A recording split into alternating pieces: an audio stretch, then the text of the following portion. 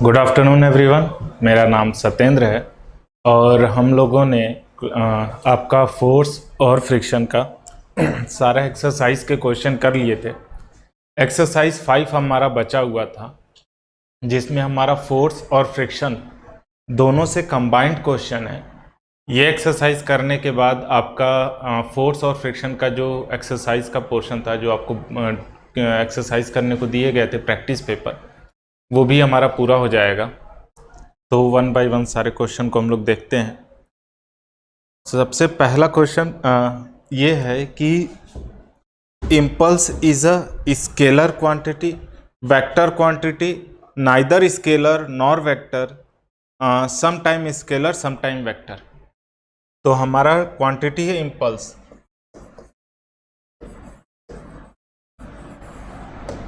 देखिए इम्पल्स क्या होता है। इम्पल्स होता है शॉर्ट ड्यूरेशन में लगने वाला फोर्स, बहुत तुरंत, ठीक है, उसे हम इम्पल्स कहते हैं। इम्पल्स का फॉर्मूला जो होता है वो होता है फोर्स इनटू टाइम। आपने सुना होगा कई बार कि लोगों का नेचर बहुत इम्पल्सिव होता है, बहुत जल्दी गुस्सा हो जाते हैं, बहुत जल्दी नॉर्मल हो जाते हैं। तो वो होता है इम्पल्स, मतलब शॉर्ट ड्यूरेशन में लगने वाला फोर्स, बहुत थोड़े देर के लिए, ठीक है। तो वो एक वेक्टर क्वांटिटी होता है। अब इसमें क्या है, इन्होंने दिया स्केलर क्वांटिटी हो सकता है, vector quantity, both scalar and vector, some time scalar some time vector. तो देखिए कोई भी फिजिकल क्वांटिटी स्केलर हो सकती है या वेक्टर। ऐसा नहीं है कि कुछ टाइम के लिए स्केलर हो जाए, कुछ टाइम के लिए वेक्टर, ऐसा कुछ नहीं है, ठीक है।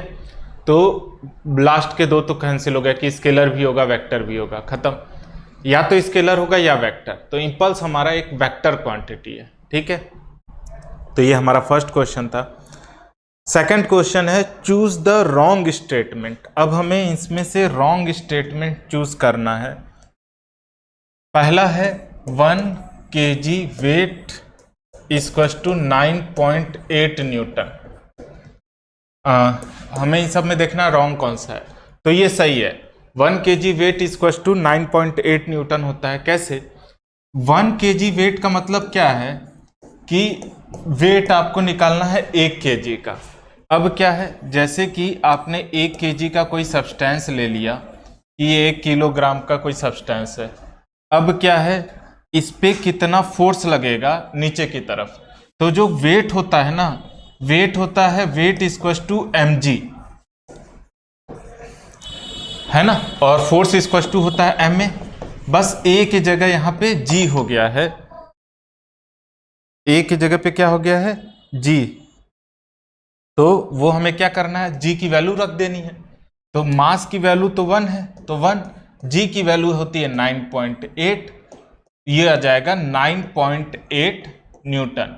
यानी 1 kgf equal to 1 kg weight या 1 kgf भी से कई बार कहते हैं, 1 kg फोर्स, ये होता है 9.8 न्यूटन। तो ये तो सही है। दूसरा, momentum is a vector quantity. तीसरा, फोर्स इज ऑलवेज कंजर्व्ड। और चौथा, momentum is conserved in the absence of external force.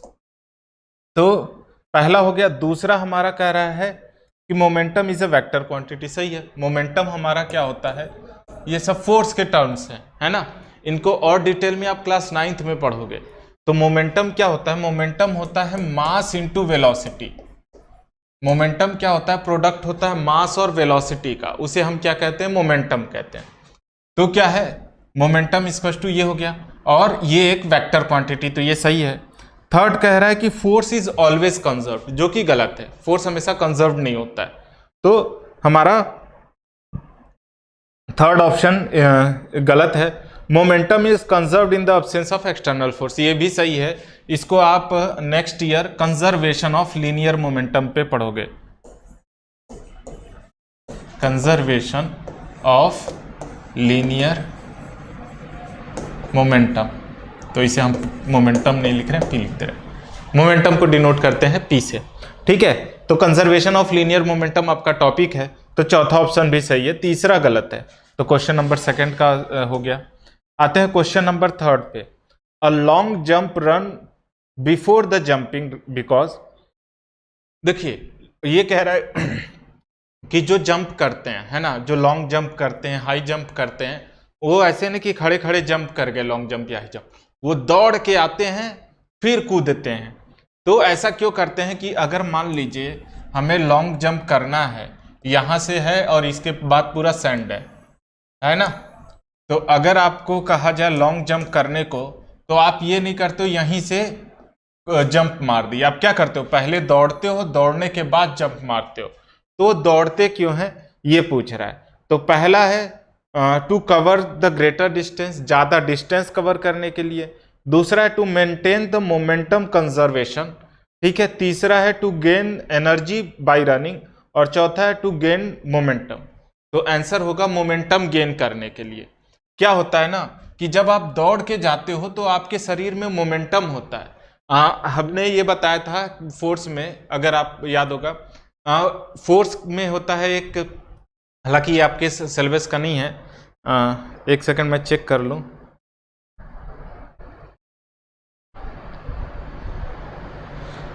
Actually ये कुछ चीज़ें क्लास 9th में बताई जाएंगी, क्लास 9th का टॉपिक से उठ गया थोड़ा सा, लेकिन आप जान लीजिए क्योंकि क्वेश्चन आ चुके हैं। तो क्या होता है ना कि फोर्स जो होता है उसमें होता है, लॉज होते हैं न्यूटन्स के। उसका फर्स्ट लॉ है कि जिसको हम लॉ ऑफ इनर्शिया से भी जानते हैं, जिसमें कहता है कि अगर कोई बॉडी रेस्ट में है तो रेस्ट में रहेगा, मोशन में है तो मोशन में रहना चाहता है ना, कि अगर कोई बॉडी कंटिन्यूअसली मूव कर रहा है तो वो मूव करना चाहता है। इसका सबसे अच्छा एग्जांपल बस का है कि अगर आप मान लीजिए बस में बैठे हैं, बस एकाएक रुक जाए तो आप किधर जाते हो, आगे की तरफ। ऐसा क्यों होता है, क्योंकि जब हम बस में बैठे हैं, और क्या है, जब हम बस में बैठे हैं, है ना, और जब बस मूव कर रहा है तो बस के साथ हम भी चल रहे हैं आगे आगे। अब क्या है, जब कोई चीज मोशन में तो मोशन में, अगर हम चल रहे हैं तो हमारा बॉडी का ये इनर्शिया होता है कि वो मूव ही करना चाहता है ना, ये प्रॉपर्टी होती है इनर्शिया। तो अगर कोई मोशन में, बॉडी मोशन में ही रहना चाहता है। अब बस क्या करता है, एकाएक रुक जाता है, बस एकाएक रुक गया। हमारा बॉडी किस में था, मोशन में, वो किस में रहना चाहता है, मोशन में। तो इसीलिए क्या हुआ कि सीट से अटैच्ड रहता है, मतलब जितना पोर्शन बस से अटैच्ड रहता है वो तुरंत रेस्ट में आ गया। लेकिन हमारा सर किस में है, मोशन में, बस रेस्ट में आ गया, हम किस में रहना चाहते हैं, मोशन में, इसीलिए हम आगे चले जाते हैं। तो ये रीजन है, ठीक है। तो ये मोशन, ये हो गया मोमेंटम का। अब क्या हुआ, यही कॉन्सेप्ट है, जब हम दौड़ते इसीलिए हैं कि अगर दौड़ते रहेंगे तो हमारे बॉडी में मोमेंटम आ जाएगा, तो हमारा क्या होगा, जंप ज्यादा दूर तक लगा पाएंगे। तो इसका आंसर ये हो गया, ठीक है। तो थर्ड का आंसर हो जाएगा to gain momentum. Okay, fourth है, if a rock is brought from the surface, ठीक है। क्वेश्चन है, if a rock brought from a surface of moon, अगर मान लीजिए हमने एक टुकड़ा लिया पत्थर और वो मून से लाया गया है, ठीक है, इट्स मास विल चेंज। तो क्या क्या ऑप्शन है कि मास चेंज हो जाएगा। Second option, it weight will change but not mass, wait change हो जाएगा लेकिन मास सेम रहेगा, ये सेकंड है। पहला कह रहा है मास चेंज होगा। थर्ड ऑप्शन कह रहा है both mass and wait change, दोनों क्या होंगे, चेंज होंगे। और फोर्थ कह रहा है it's mass and weight remain same. Fourth कह रहा है बोथ चेंज, और थर्ड कह रहा है, और फोर्थ कह रहा है बोथ आर सेम। तो ये चार ऑप्शन है कि मास चेंज होगा, दूसरा कह रहा है वेट चेंज होगा, मास नहीं, तीसरा कह रहा है दोनों चेंज होगा, चौथा कह रहा है दोनों सेम रहेंगे।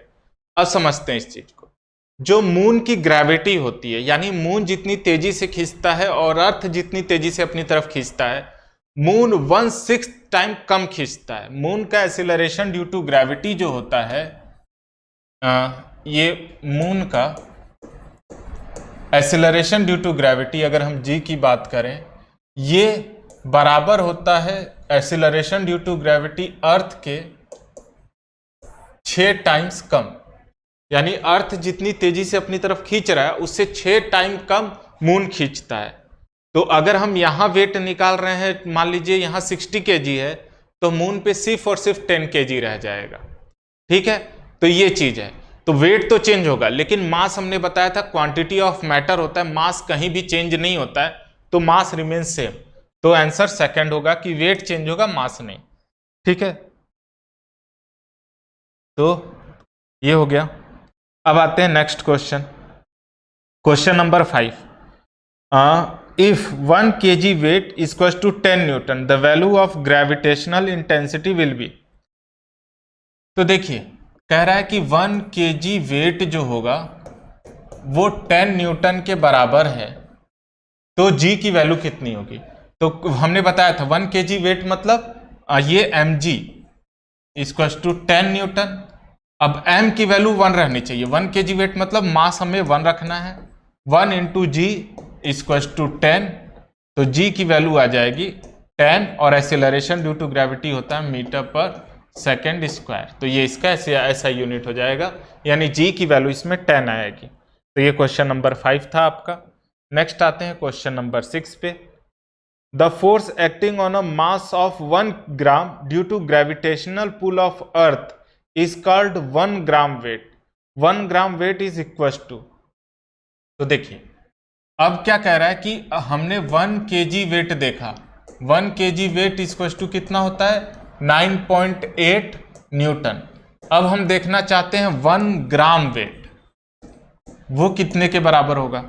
1 ग्राम मतलब आपका जो g की वैल्यू होगी वो 1, यानी इसको हम क्या रख रहे थे mg, मास को रखना है 1 ग्राम और g की रखना है 9.8। 1 ग्राम मतलब 1 अपॉन 1 1 2 3 है ना, 1000 इक्वल टू 9.8, ये न्यूटन में आया है ना। ये किस में हो गया, ये ग्राम को हमने केजी में कन्वर्ट कर दिया, तो 1 kg और ये जी, ध्यान दीजिएगा यहाँ पे हम वैल्यू पुट करते हैं। अच्छा एक चीज पहले समझ लीजिए कि 1 newton equal to 1 newton equal to क्या होता है 1 kg into 1 metre per second square, है ना। Force equal to mass into acceleration, mass का ऐसा यूनिट केजी और एक्सीलरेशन का मीटर पर सेकेंड स्क्वायर, यानी न्यूटन जो होता है हमारा kg metre per second square होता है। ठीक है, और हमारा दूसरा रिलेशन है 1 न्यूटन इक्वल टू 10⁵ डाइन का, है ना। तो इन दोनों इक्वेशन का हमें यूज करना है, तो ध्यान दीजिए। तो हमारा ये 1 kg हो गया और 1 मीटर पर सेकेंड स्क्वायर हो गया, जी की वैल्यू 9.8 मीटर, यानी ये कितना हो गया 9.8 डिवाइडेड बाई 1000 न्यूटन केजी। मतलब अगर मैं और एक स्टेप लिखूं तो इसे लिख सकता हूं KG metre per second square. KG metre per second square क्या है न्यूटन, यानी हम इसे लिख सकते हैं, इसके आगे हम कर रहे हैं, तो ये हमारा हो जाएगा 9.8 बाई 1000 न्यूटन। अब 1 न्यूटन की जगह हम क्या रख सकते हैं, यहाँ देखिए 1 न्यूटन इक्वल टू 10⁵ डाइन है, तो हम न्यूटन की जगह वो रख सकते हैं, यानी 9.8 डिवाइडेड बाई 1000 इंटू 10⁵, यानी 5 आगे 0 हो जाएंगे, 1 2 3 1 2 3। अब क्या हुआ 9.8 इंटू 100 यानी 980 डाइन, यानी अगर हम कहें 1 ग्राम वेट, 1 ग्राम वेट तो वो बराबर हो जाएगा 980 डाइन के। ठीक है, आगे आते हैं।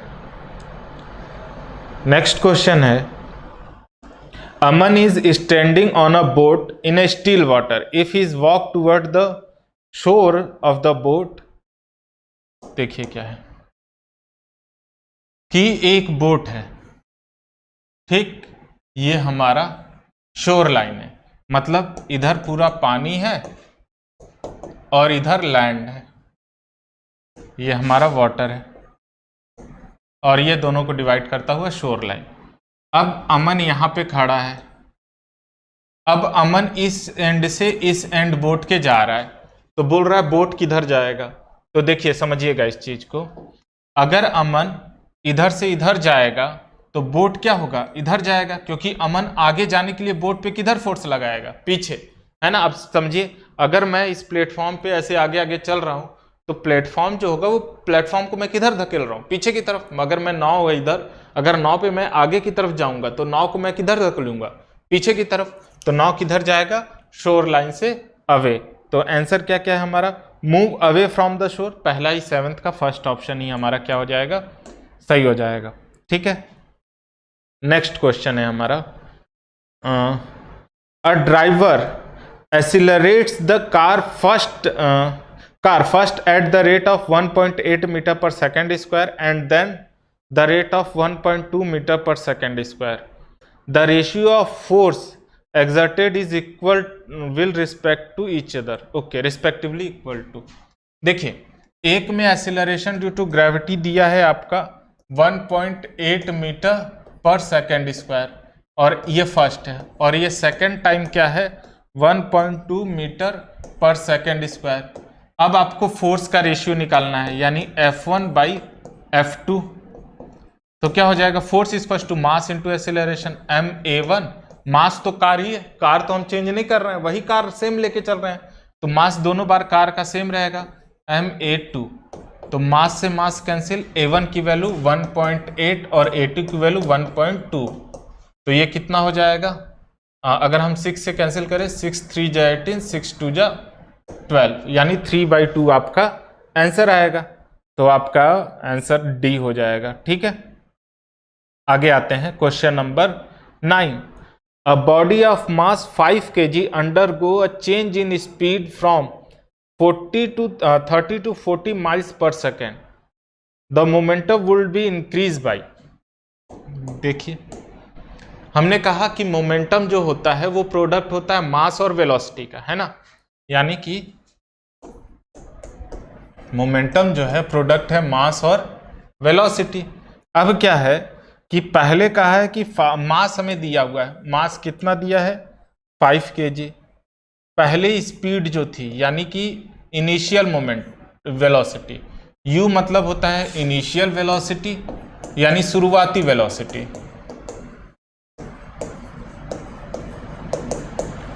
और v होता है फाइनल वेलोसिटी।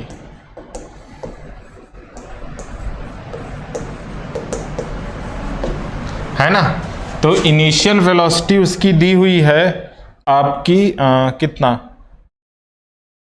ठीक है 30 miles per second, 30 miles metre per second है, सॉरी माइल्स नहीं है, मीटर पर सेकेंड है। ठीक है, और फाइनल वेलोसिटी दिया हुआ है 40 मीटर पर सेकेंड। आपको निकालना है कि कितना इंक्रीज किया, है ना। तो इंक्रीज किया मतलब अगर हम बाद में कितना हुआ यानी फाइनल मोमेंटम कितना हुआ उसमें से शुरुआती निकाल दे तो इंक्रीज निकल जाएगा।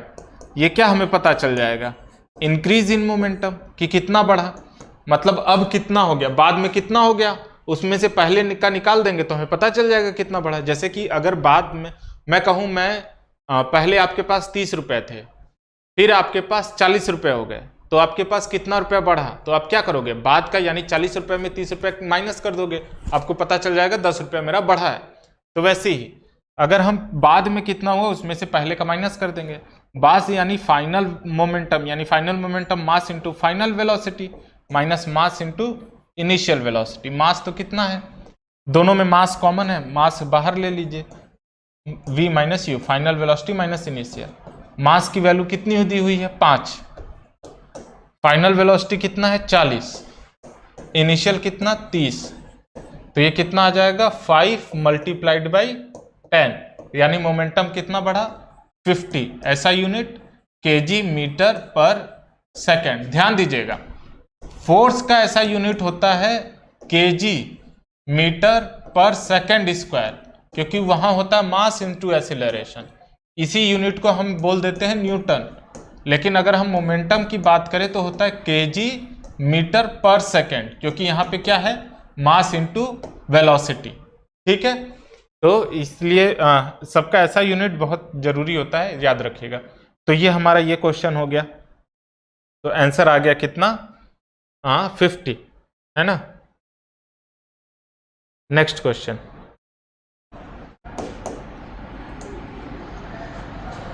ओके, नेक्स्ट क्वेश्चन है, a force needed to produce acceleration of 6 metre per second square in a ball of mass 4 kg will B.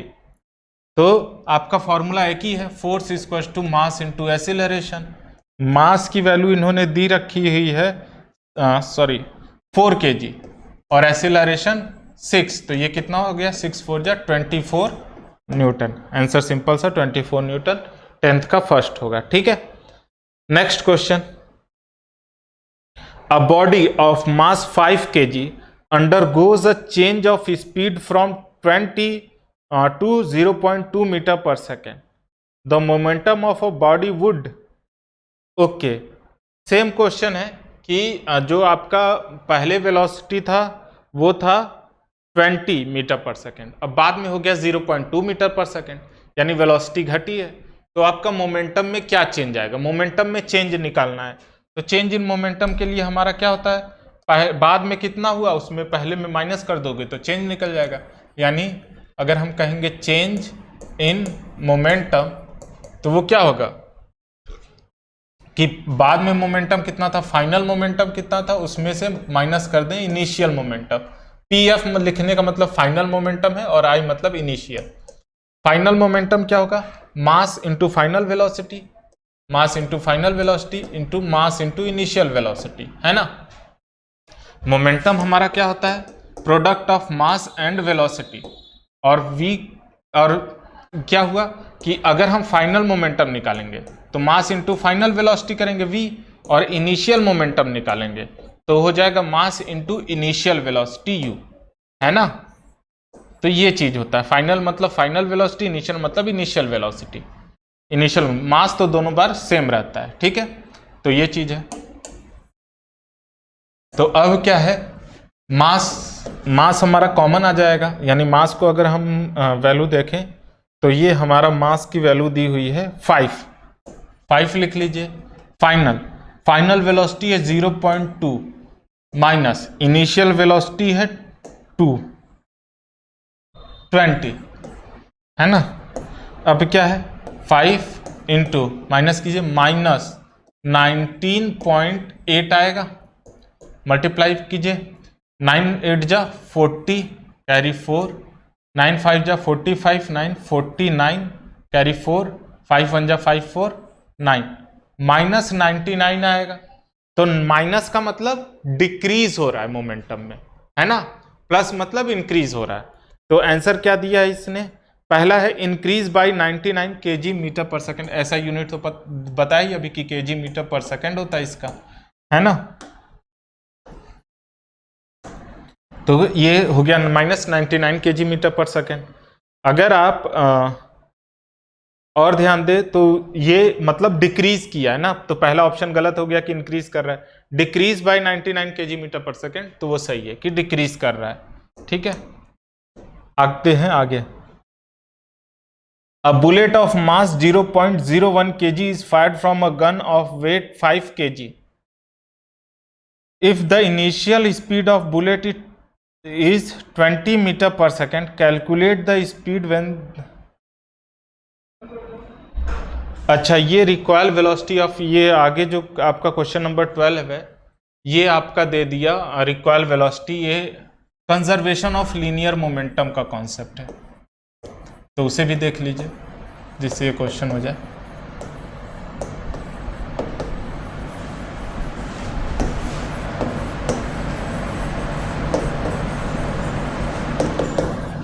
Conservation of linear momentum कहता है कि अगर आपने एक गन लिया, ठीक, उसमें एक बुलेट है, मास कितना है गन का, हम मान लेते हैं मास ऑफ गन, बुलेट का कितना गन हुआ मास स्मॉल से डिनोट कर देते, मास ऑफ बुलेट। ठीक, अब शुरुआत में क्या था, जब आप गन को सिर्फ ऐसे रखे हो तो शुरुआत में क्या होगा, गन में कुछ नहीं, एक गोली है और गन रखा हुआ है। अब आप बस इसे फायर करना चाहते हो, तो फायर करने से पहले velocity of initial velocity of gun जो होगा वो भी जीरो होगा, इनिशियल वेलोसिटी ऑफ बुलेट जो होगा वो भी जीरो, दोनों जीरो होंगे। ठीक, लेकिन जब गन को आप फायर करते हो तो फायर करने के बाद बुलेट होता है आगे जाता है। ठीक है, बुलेट क्या होता है, आगे जाता है, यानी velocity of bullet final velocity, और जो गन होता है वो पीछे की तरफ आता है, तो final velocity of gun.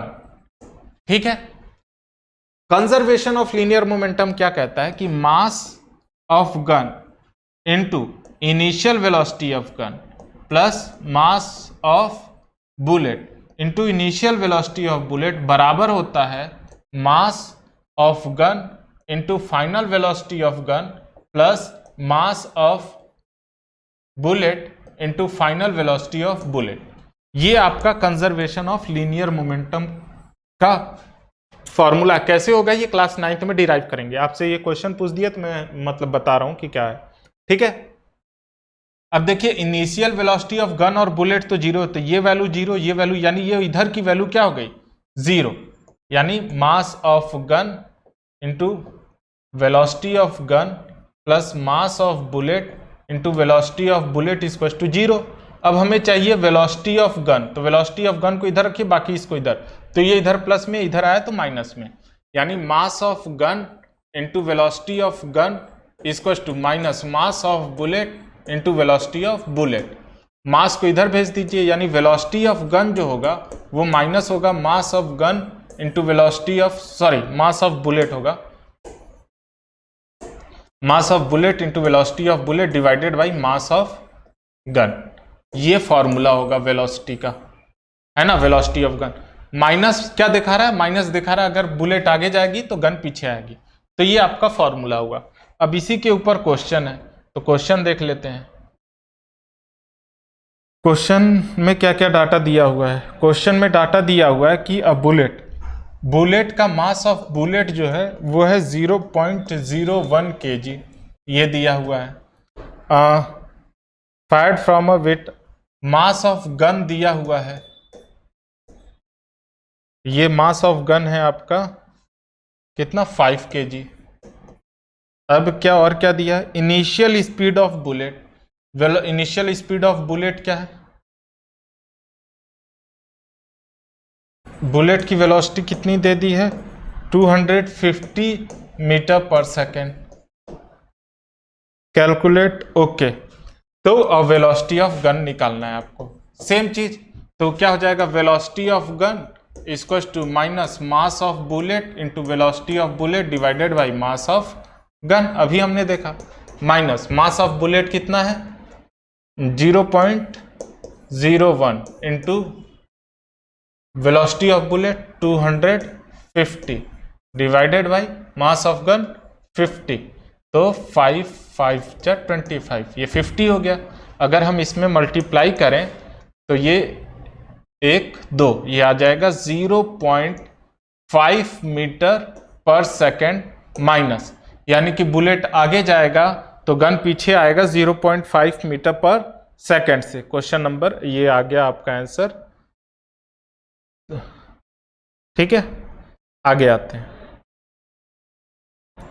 Question number 13 देखते हैं। A body of mass 100 gram is moving with a velocity of 15 meter per second. The momentum associated with ball will be. तो अब तो मोमेंटम निकालना है, मोमेंटम होता है मास इंटू वेलोसिटी। अब क्वेश्चन कह रहा है अ बॉडी ऑफ मास 100 ग्राम, मास जो है बॉडी का वो है 100 ग्राम, है ना, बॉडी का मास हमें दिया हुआ है 100 ग्राम, मूविंग विथ वेलोसिटी, वेलोसिटी दिया हुआ है 15 मीटर पर सेकेंड, मास और वेलोसिटी दोनों दिया है, मोमेंटम की वैल्यू बोला है, तो मोमेंटम इक्वल टू मास यानी 100 ग्राम डिवाइडेड बाई 1000, तो ये हो जाएगा केजी, मतलब ग्राम को केजी में कन्वर्ट करें तो हमें कितने से डिवाइड करना होगा, 1000 से, तो ये कन्वर्ट हो गया केजी में, इनटू 15, 1212, ये आ गया 1.5 केजी मीटर पर सेकेंड। ये आपका आंसर हो गया। ठीक है, तो इसका आंसर आ गया 1.5। क्वेश्चन नंबर 15, इसे हटाते हैं अब। क्वेश्चन नंबर 15 देखिए, the combined effect of mass and velocity taken into account of. Combined effect, mass और वेलोसिटी का कंबाइंड इफेक्ट को हम लोग क्या कहते हैं? मोमेंटम। तो आंसर क्या हो जाएगा? मोमेंटम। तो ये आपका शुरू के 15 क्वेश्चन हो गए। आगे आते हैं question number 16, momentum is the same unit of impulse. Momentum और इम्पल्स का यूनिट देखिए, मोमेंटम का ऐसा यूनिट क्या होता है? Mass into velocity. मास का ऐसा यूनिट केजी, वेलोसिटी का मीटर पर सेकेंड। ठीक, अब इम्पल्स का देखिए, इम्पल्स का फॉर्मूला होता है फोर्स इंटू टाइम। फोर्स का ऐसा unit KG metre per second square. Time का ऐसा यूनिट सेकेंड, 1 सेकेंड से सेकेंड कैंसिल, तो आ जाएगा केजी मीटर पर सेकेंड। ये आपका इम्पल्स का और मोमेंटम का, दोनों का ऐसा यूनिट क्या है? सेम है। तो ये आपका आंसर हो जाएगा कि दो क्वांटिटी जिसका आपका सेम होना चाहिए ऐसा यूनिट। तो ये आंसर हो गया। आगे आते हैं question number 17, a hammer of weighing 3 kg moving with a velocity 10 metre per second strike against the head of spikes and drives it into a block of wood. ठीक है, करते हैं।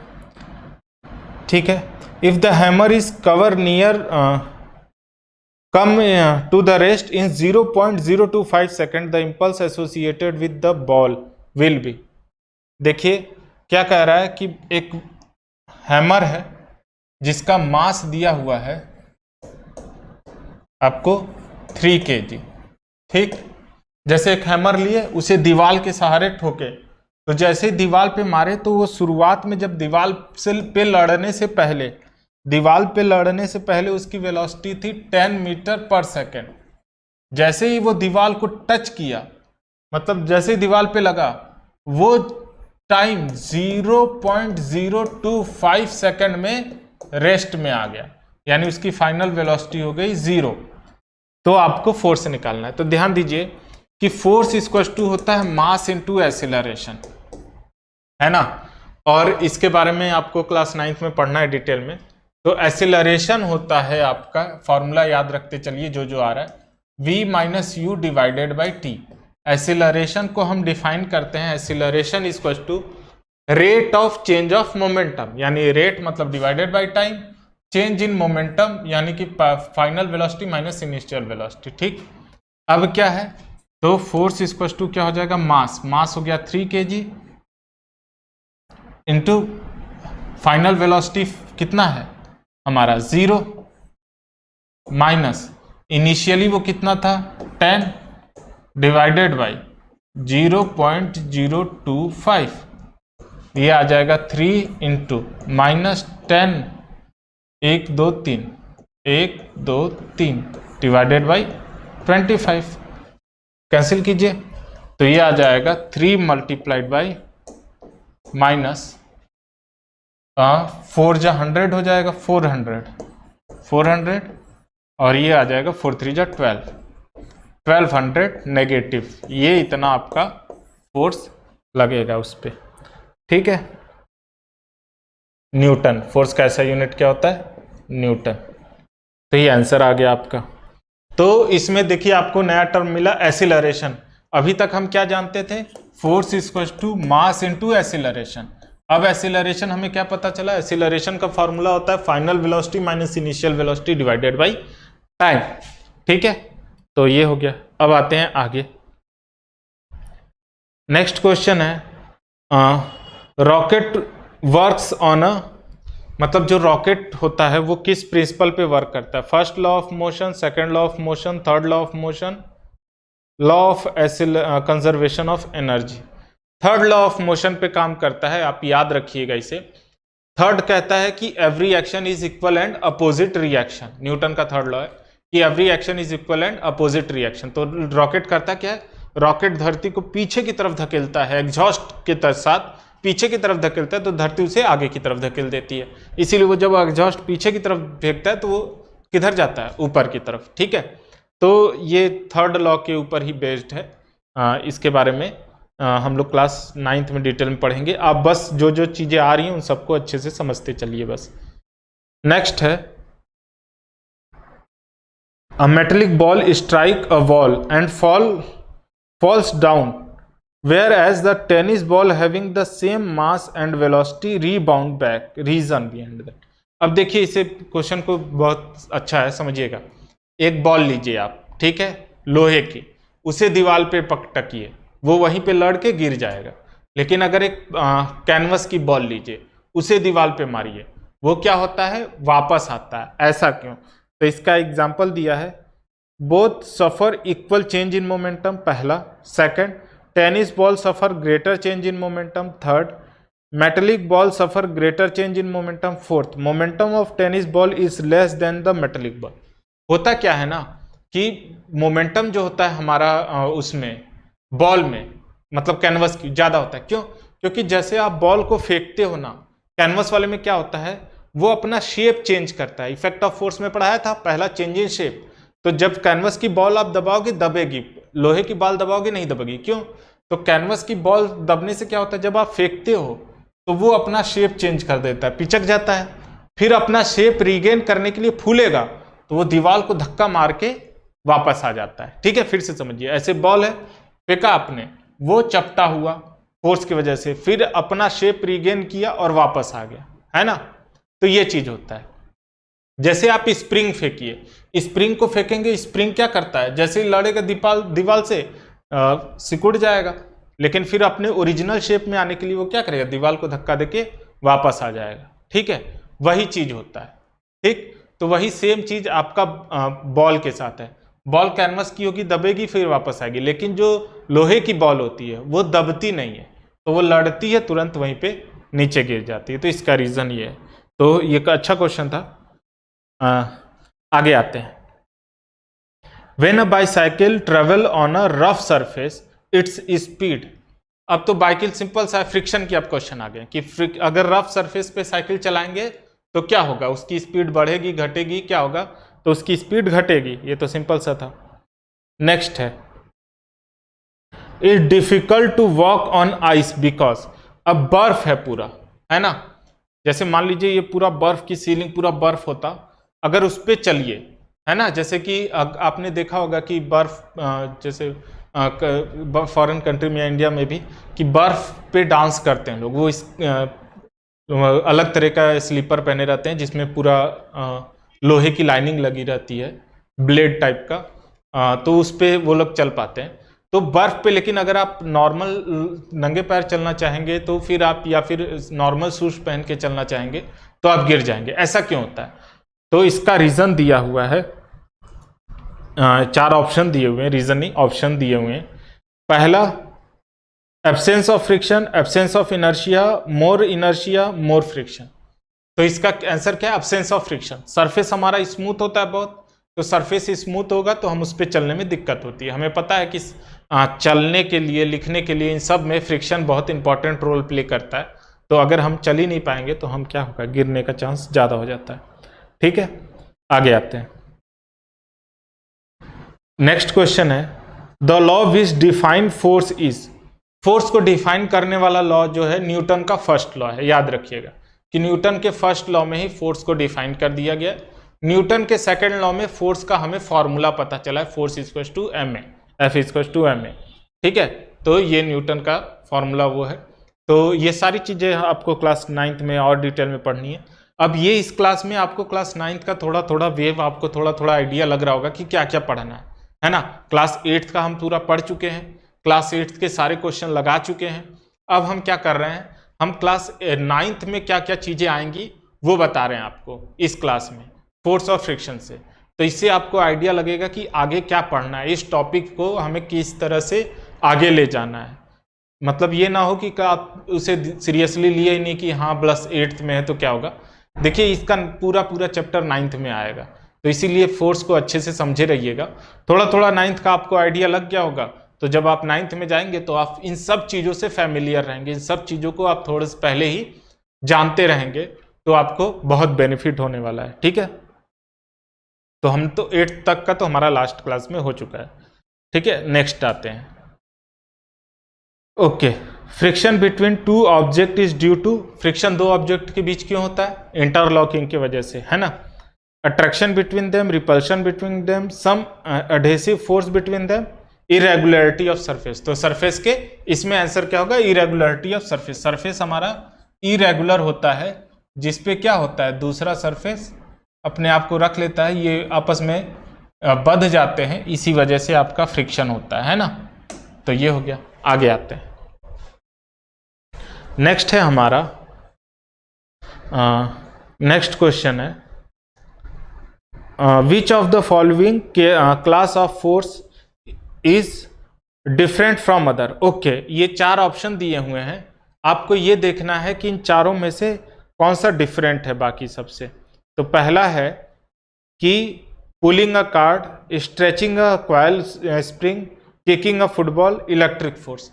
तो देखिए चारों में इलेक्ट्रिक फोर्स ऐसा है जो नॉन कांटेक्ट फोर्स है, बाकी सब कांटेक्ट फोर्स है ना। ये बताया था मैंने कि जैसे कि आपका कार्ड को खींचना हुआ मस्कुलर फोर्स हुआ, बॉल को किक करना हुआ मस्कुलर फोर्स हुआ, और stretching of coil spring muscular force हुआ। लेकिन इलेक्ट्रोस्टैटिक फोर्स जो हुआ वो नॉन कांटेक्ट फोर्स हुआ, है ना। तो हमारा आंसर क्या हो जाएगा? इलेक्ट्रोस्टैटिक फोर्स, क्योंकि ये अलग है, या इसमें है मतलब electric force. Question number 26, which of the following class of force is different from other.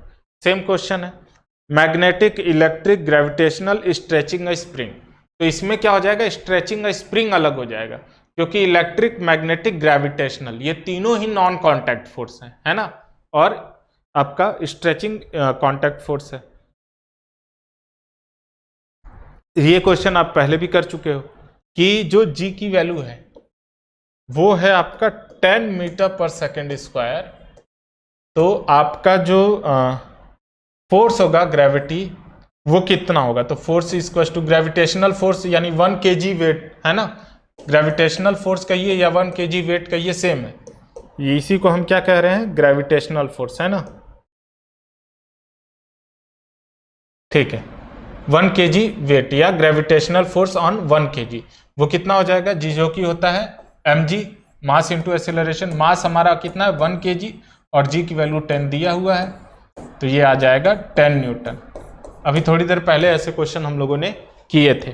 ठीक है, 1 डाइन इक्वल टू, तो हमें पता है 1 डाइन इक्वल टू 1/10⁵ न्यूटन, है ना। 1 न्यूटन इक्वल टू कितना होता है? 10⁵ डाइन। अब ये इसको इधर भेज दो, तो क्या होगा? 1 डाइन इक्वल टू 1/10⁵ न्यूटन। ठीक है, अगर इसे ग्राम वेट में कन्वर्ट करोगे तो, और इसी फिर हमने ये भी देखा था 1 डाइन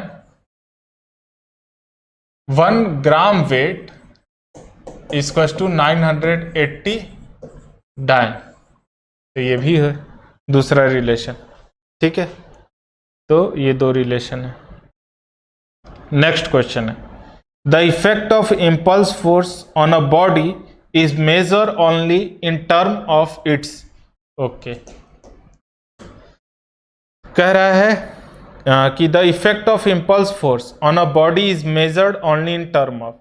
इम्पल्स को हम लोग इम्पल्स में ही मेजर करते हैं। ठीक है, 1 kg metre per second is ऐसा unit of kg metre per second. ये किसका ऐसा यूनिट है?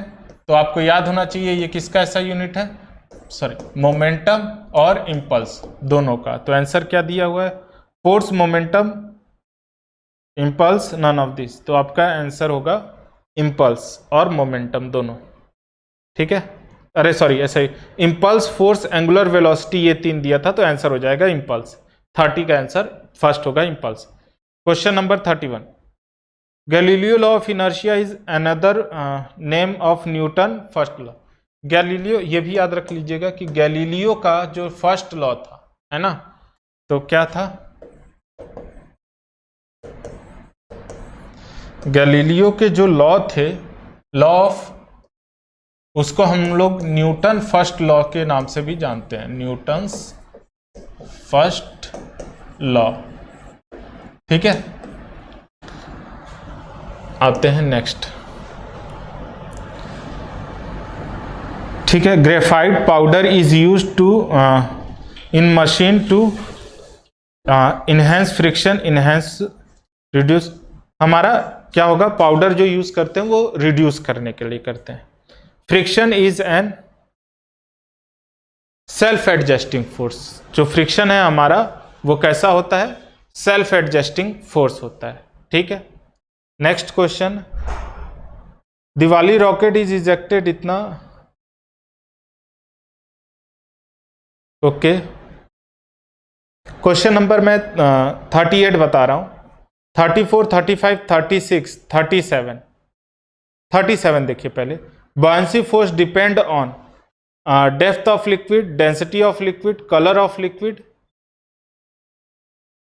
None of these. जो आपका buoyancy फोर्स होता है ना लिक्विड का, वो डेंसिटी पे डिपेंड करता है। ठीक है, कि अगर आप पानी ले लीजिए और मरकरी ले लीजिए, आप देखिएगा जो buoyancy फोर्स, buoyancy मतलब अपथ्रस्ट, ऊपर की तरफ फोर्स लगा रहा है। यानी कि अगर आप पेंसिल रखिए, अगर उसमें अगर आप उसे किस में कोई हार्ड लिक्विड जैसे जेल वेल हो गया, जो हम लोग लगाते हैं बाल में, या फिर जेल जो होते हैं जानते हैं आप, अगर एक वो ग्लास में ले लीजिए और पानी, अगर आप देखिए कि किसी को रखिए, किस पे मतलब नीचे जाने में ज़्यादा मेहनत लगेगी, कौन ऊपर ज़्यादा फोर्स लगाएगा, तो क्या होगा, जेल। अगर जेल पे आप पेन रखते हैं तो वो नीचे जाने में टाइम लगेगा, लेकिन वाटर में रखते हैं तो वो ऊपर ही रह जाएगा, है ना। या वो अगर दोनों में ऊपर रह जाएगा, या लोहे का टुकड़ा ले लीजिए, तो लोहे का टुकड़ा पानी में तुरंत चला जाएगा, लेकिन जो जेल है उसमें थोड़ा टाइम लगेगा। क्यों? क्योंकि जेल ऊपर ज़्यादा फोर्स लगाता है। क्यों? मतलब ऐसा क्यों होता है? क्योंकि उसकी डेंसिटी ज़्यादा होती है। तो बॉयंट फोर्स को हम लोग थ्रस्ट फोर्स के नाम से भी जानते हैं। ठीक है, उसके बाद 40 देखिए, ऐसा यूनिट ऑफ थ्रस्ट, थ्रस्ट एक तरह का फोर्स है तो उसका ऐसा यूनिट भी, क्योंकि एक तरह प्रेशर है, थ्रस्ट हमारा क्या, सॉरी, थ्रस्ट हमारा एक तरह का फोर्स है, thrust pressure equal to thrust upon area, तो फोर्स है तो उसका ऐसा यूनिट न्यूटन होगा। ठीक है, पास्कल इसका ऐसा यूनिट, पास्कल हमारा प्रेशर का ऐसा यूनिट होता है। 1 मिली बार इज इक्वल टू हमारा कह रहा है कि 1 मिली बार इक्वल टू कितने के बराबर होता है, कहाँ गया, ओके, तो 1 मिली बार इक्वल टू होता है 100 न्यूटन पर मीटर स्क्वायर। ठीक है, डाटा है, याद कर लीजिए। ठीक है, 42 the resultant of two opposite vector is equal to the sum of both difference product of ratio. Difference होता है, ये क्या है कि अगर मान लीजिए कि एक बॉक्स है, ठीक, इसको इधर से एक बंदा खींच रहा है और दूसरा इधर से, ठीक है, तो दोनों अपोजिट डायरेक्शन में लग रहे हैं। तो अगर ये इधर से 10 से खींच रहा है, ये इधर से 20 से खींच रहा है, तो हम क्या करेंगे, दोनों को ऐड करेंगे, सब्ट्रैक्ट करेंगे, मल्टीप्लाई करेंगे कि डिवाइड, तो आंसर क्या होगा, माइनस करेंगे, है ना। अगर इधर कोई 20 न्यूटन से खींच रहा है, इधर कोई 10 न्यूटन से, और आपसे पूछे कि रिजल्टेंट किधर जाएगा, तो रिजल्टेंट इधर आएगा 10 न्यूटन से, है ना। ठीक है, तो बाकी हम कुछ क्वेश्चन छोड़ दिए हैं, क्योंकि ये सब आपको क्लास 9th में पढ़ना है, उसके ऊपर क्वेश्चन है। तो इस आज के लिए इतना ही। तो यहाँ पे हमारा फोर्स और फ्रिक्शन एकदम खत्म हो जाता है। आपके तरफ से भी कोई क्वेश्चन नहीं आया था, जितने हमारे पास प्रोवाइड किए गए थे वो सारे क्वेश्चन हमने एक्सरसाइज के करा दिए हैं। नेक्स्ट क्लास में हम लोग साउंड स्टार्ट करेंगे। तो आज के लिए इतना ही, ठीक है, थैंक यू।